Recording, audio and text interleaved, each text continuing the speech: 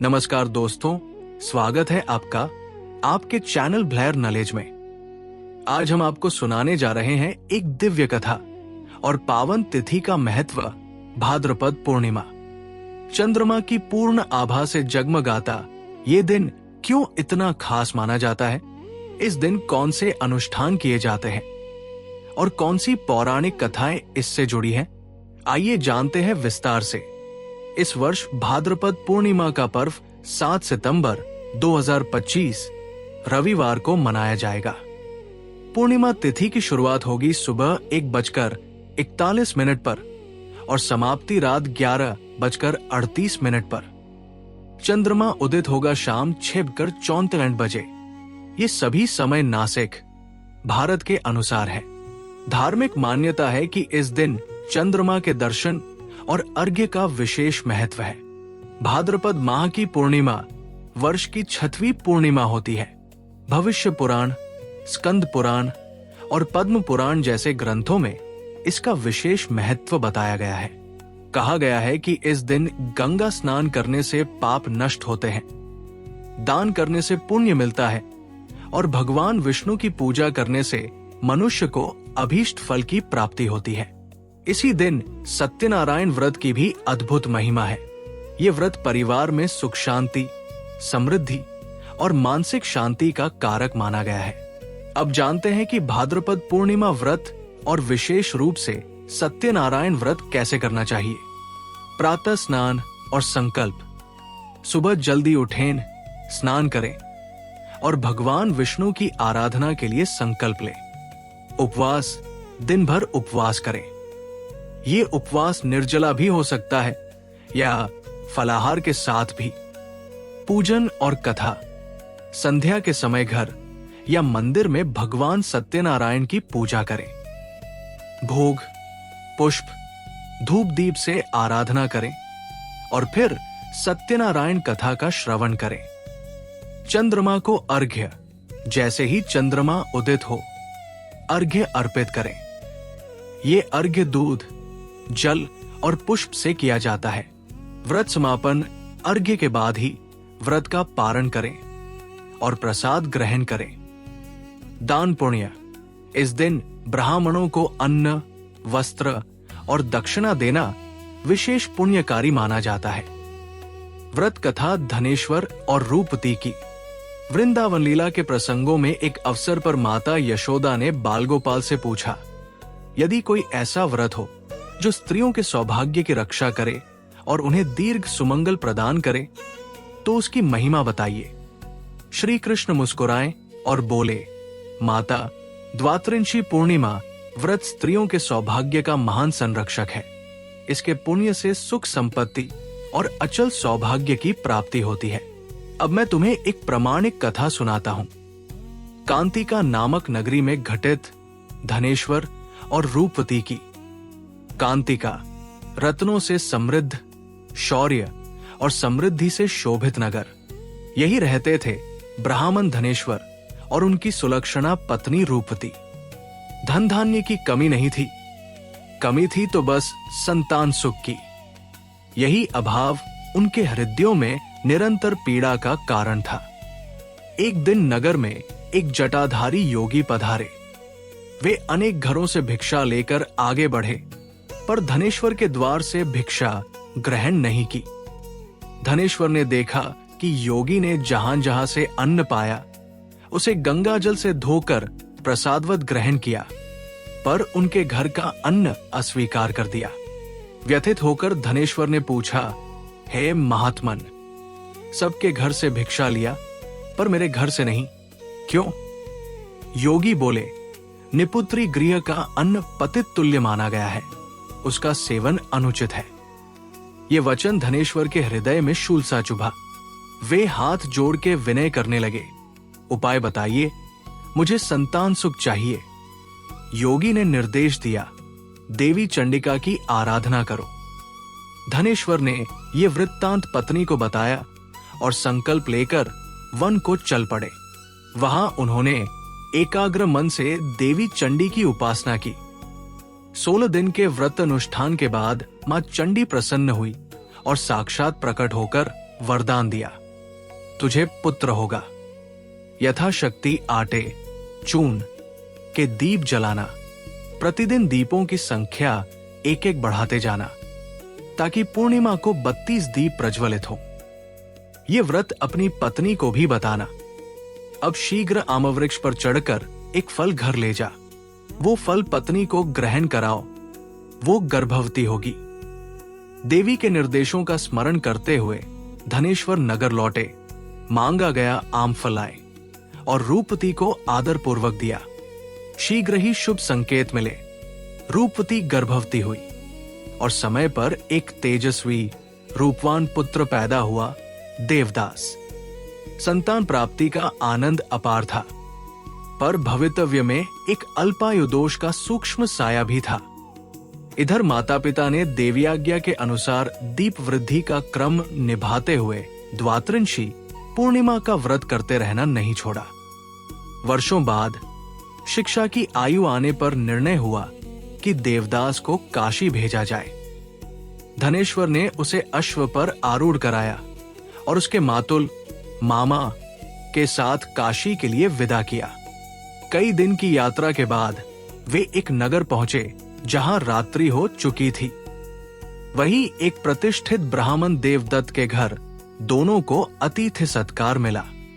संयोग ऐसा कि उसी दिन देवदत्त की पुत्री का विवाह था। शुभ मुहूर्त निकट था, पर अचानक वरपक्ष का युवक धनुर्वात अकस्मात विकार से अक्षम हो गया। यज्ञ अग्नि के सम्मुख आवश्यक संस्कारों का संकट उपस्थित था। उसी घड़ी देवदत्त ने अतिथि मातुल से प्रार्थना की, दोनों घड़ी के लिए आपका भांजा प्रतिनिधिवर बन जाए तो संस्कार पूरे हो जाएंगे। मातुल ने शर्त रखी, मधुपर्क और कन्यादान में जो कुछ प्राप्त हो वो हमें दे दीजिए। बात मान ली गई और वेद मंत्र, देवअग्नि और द्विजों की साक्षी में परिण्य विधान संपन्न हुआ। अनुष्ठान के बाद भी देवदास ने भोजन नववधू के साथ नहीं किया। मन ही मन वो चिंतित था, मैं कौन हूं, ये वधू किसकी है? तभी नववधू ने सहज पर दृढ़ स्वर में कहा, देव, द्विज और अग्नि को साक्षी मानकर जो संस्कार हुए हैं उससे मैं आपकी सहधर्मिणी हूं। ब्राह्म विवाह के नियम यही कहते हैं। देवदास ने धीमे से बताया, मेरी आयु अत्यंत अल्प है, मेरा जीवन क्षण भंगुर है। नववधू ने प्रण किया, आपकी गति ही मेरी गति, जो आपके साथ होगा वही मेरे साथ। भाव विह्वल देवदास ने अपनी अंगूठी और एक उत्तम वस्त्र उसे स्मृति चिन्ह के रूप में दिया और कहा, एक पुष्प वाटिका बनवाइए, उसमें नवमल्लिका के पौधे लगाइए, प्रतिदिन सींचिए। जब तक मैं जीवित रहूंगा बारी हरी भरी रहेगी। जिस दिन मेरा अंत होगा फूल सूख जाएंगे। ब्रह्म मुहूर्त में देवदास अपने मातुल के साथ वहां से आगे की यात्रा पर निकल पड़ा। अब कथा काशी पहुंचती है। कुछ समय बीता और देवदास की मृत्यु घड़ी निकट आई। रात्रि में एक काला विषधर नाग उसके शैया के समीप आया। चारों ओर विषज्वाला फैल गई, किंतु वो डस न सका, क्योंकि माता द्वारा अनुष्ठित द्वात्रिंशी पूर्णिमाव्रत की शक्ति देवदास की रक्षा कर रही थी। अगले दिन मध्याह्न में स्वयं काल उसके प्राण हरने को उपस्थित हुआ। उसने अपना मृत्युपाश जल पात्र में स्थापित किया। देवदास ने जल पिया और निश्चेतन हो गिरा। उसी क्षण माता पार्वती भगवान शिव सहित वहां प्रकट हुई। देवदास को उस दशा में देखकर पार्वती जी ने विनय किया, प्रभो, इस बालक की मां ने महान व्रत किया है। द्वात्रिंशी पूर्णिमा के पुण्य से इसे जीवन दान दीजिए। करुणा सागर शंकर ने प्रसन्न होकर देवदास को पुनर्जीवित कर दिया। इस प्रकार व्रत महिमा से ब्राह्मण पुत्र मृत्यु संकट से भी उबर गया। उधर नववधू अपने आंगन की पुष्प वाटिका को प्रतिदिन देखती रही। एक दिन उसने देखा, सारे पुष्प और पत्रक मुरझा गए। वो स्तब्ध रह गई। क्या मेरे प्राणनाथ? पर कुछ ही देर में वही वाटिका फिर से हरी भरी हो उठी। उसके नेत्रों में आशा झिलमिलाई, मेरे पति सुरक्षित है। उसने पिता को ये अद्भुत संकेत बताया। इतने में देवदास भी यात्रा से लौटते लौटते पुनः उसी नगर में, उसी द्वार पर आप पहुंचा जहां उसका परिणय हुआ था। समाचार मिलते ही देवदत्त उसे आदर से घर लाए। नगरवासी भी एकत्र हुए और बोले, निश्चय ही यही देवदत्त का जमाई है। नववधू ने अपने पाणी ग्रहकर्ता को पहचान लिया। मंगल ध्वनियां गूंज उठीं। तत्पश्चात देवदास अपने मातुल और श्वशुर के साथ घर के लिए विदा हुआ। दूसरी ओर शुभ सूचना लेकर दूत धनेश्वर गृह पहुंचे। आपका पुत्र सकुशल आ गया। दुख संतप्त दंपति पहले तो विश्वास नहीं कर पाए। हमारे भाग्य में ये सुख कहा, पर जब अनेक जनों ने एकस्वर से कहा, तब वे परिजन मित्रों सहित हर्षोल्लास से पुत्रवधू के स्वागत को निकले।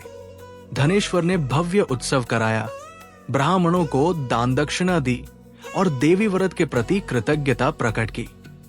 इस प्रकार द्वात्रिंशी पूर्णिमा व्रत की शक्ति से धनेश्वर पुत्र सुख और देवदास आयुवर्धन दोनों वरदान प्राप्त कर सके।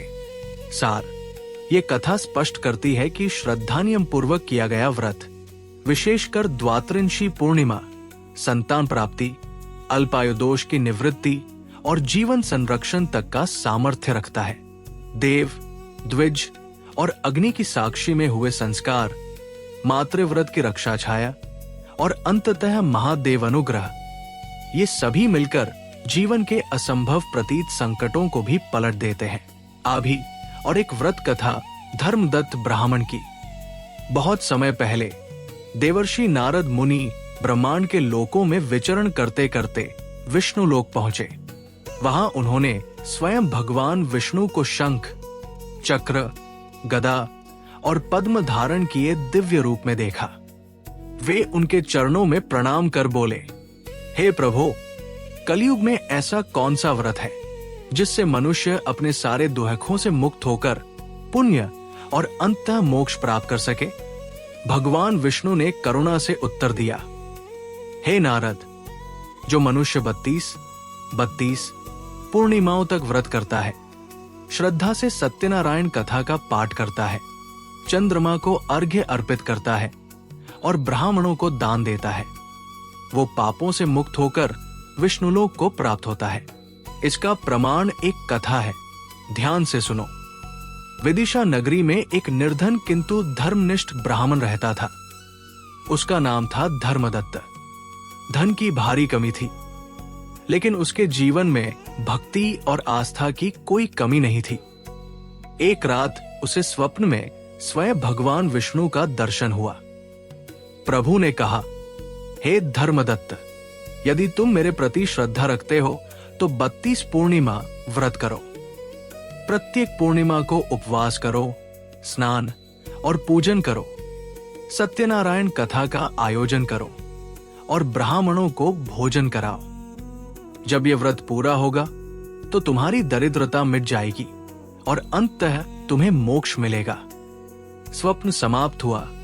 धर्मदत्त का विश्वास अटल हो गया। अगले दिन से उसने विधि विधान पूर्वक व्रत आरंभ कर दिया। हर पूर्णिमा को वो नदी में स्नान करता, भगवान विष्णु की पूजा करता, सत्यनारायण कथा का श्रवण करता और ब्राह्मणों को ससम्मान भोजन कराता। वर्षों तक उसने इस नियम को निभाया। धीरे धीरे उसके जीवन में परिवर्तन आने लगा। उसकी दरिद्रता दूर हुई, घर में सुख समृद्धि आई, संतान का सुख मिला और समाज में यश बढ़ा। आखिरकार जब उसने 32वीं पूर्णिमा का व्रत पूर्ण किया, उस दिन विशेष हवन और ब्राह्मण भोज का आयोजन किया। जब धर्मदत्त का सांसारिक जीवन समाप्त हुआ, तब इस व्रत के पुण्य फल से उसे विष्णुलोक की प्राप्ति हुई। दोस्तों, भाद्रपद पूर्णिमा हमें सिखाती है कि संयम, भक्ति और आस्था से जीवन के दुख दूर हो सकते हैं और सुख समृद्धि की प्राप्ति होती है। ये दिन केवल धार्मिक अनुष्ठानों का नहीं, बल्कि आत्मचिंतन और ईश्वर के प्रति समर्पण का भी अवसर है। अगर आपको ये कथा और जानकारी पसंद आई हो तो वीडियो को लाइक और शेयर करें। कमेंट्स में हमें बताइए कि क्या आप भाद्रपद पूर्णिमा का व्रत करते हैं, और हाँ, चैनल ब्लेयर नॉलेज को सब्सक्राइब करना न भूलें, ताकि आपको मिलते रहें ऐसे ही पावन प्रसंग और आध्यात्मिक ज्ञान से भरपूर वीडियो। जय श्री हरि विष्णु। धन्यवाद।